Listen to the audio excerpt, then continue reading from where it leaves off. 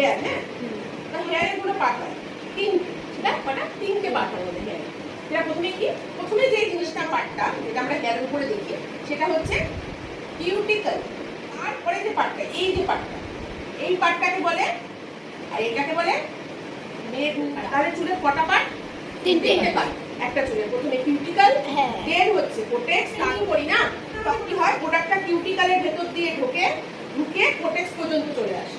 যেই কোটেক্স পর্যন্ত আসে তখনই বন্ডটা আমাদের ভেঙে দেয়, ওটা রাবারের মতো তৈরি হয়ে যায়। কিন্তু মিডুলার কোনোদিন কোনো প্রোডাক্ট যায় না।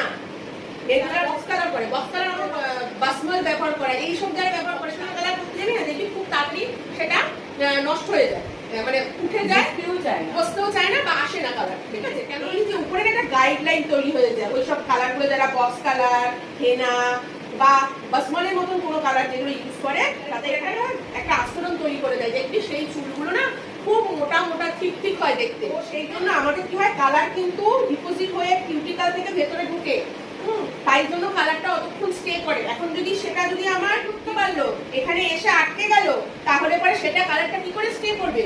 সে তো স্টে করতে পারবে না, তাকে তো কিউটিকলের ভেতর ঢুকতে হবে, স্টে করবে। তাই জন্য